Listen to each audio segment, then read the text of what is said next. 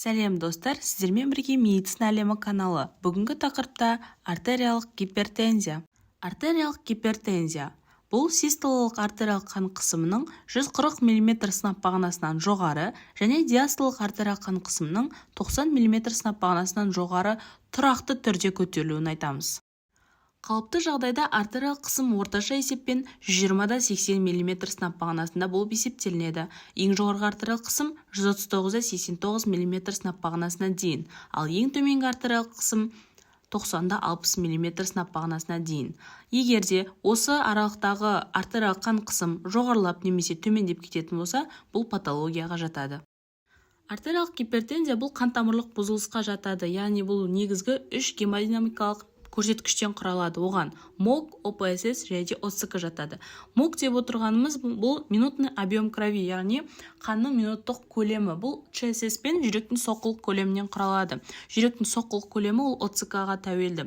ОЦК объем циркулирующей крови, яғни айналымдағы қан көлемі. Және де ОПСС-тен құралады. ОПСС деп отырғанымыз общее периферическое сопротивление сосудов.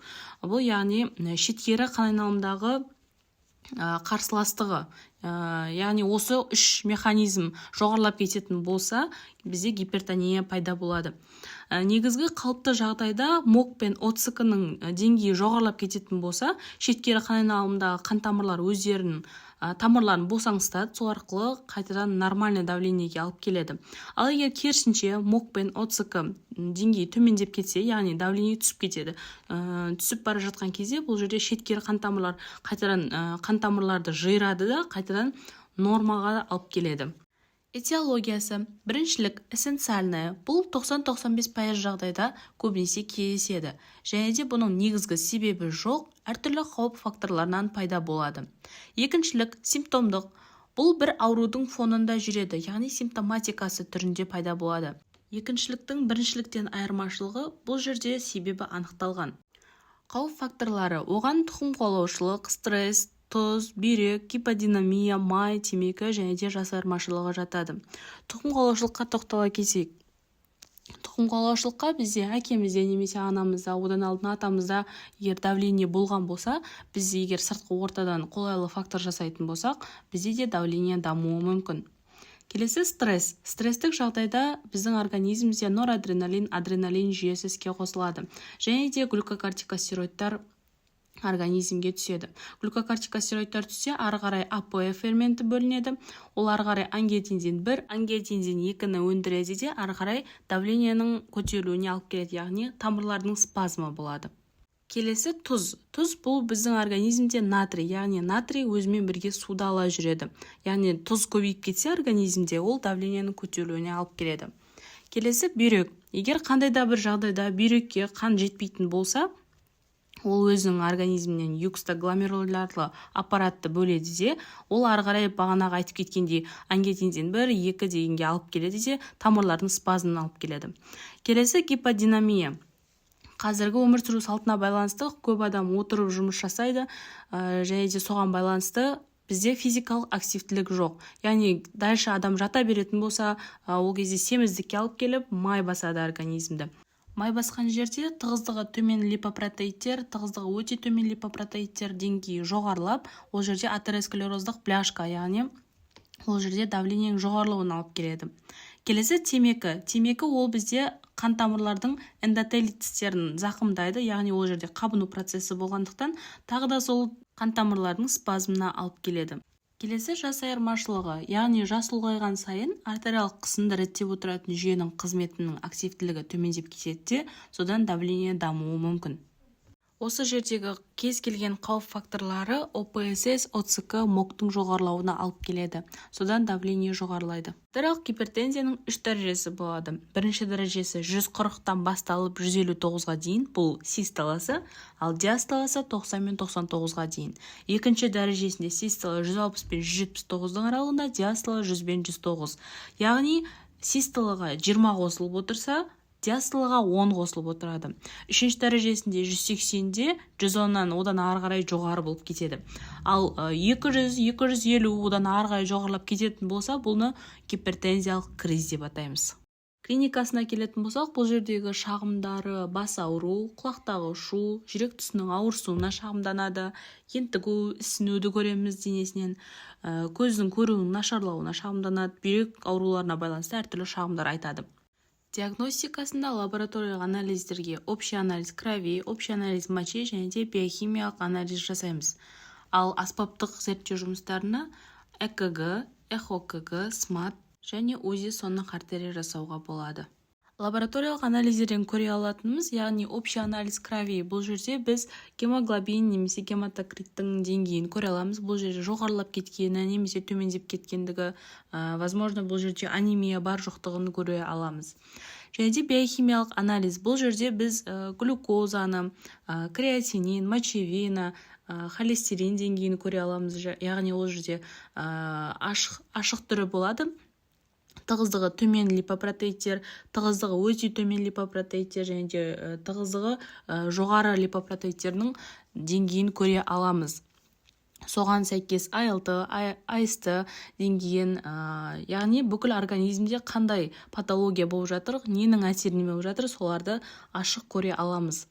Общий анализ мочи, бұл жерде біз протеинурия, яғни микрогематурия деген сияқты лейкоциттердің бар жоқтығы, яғни бүйректе не болып жатырғандығын көре аламыз.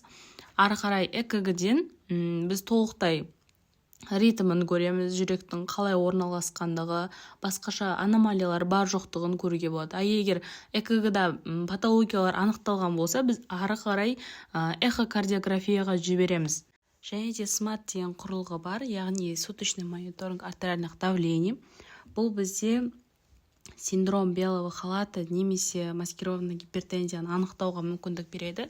Яғни қай кезде давление жоғарылап кеткенін көруге болады.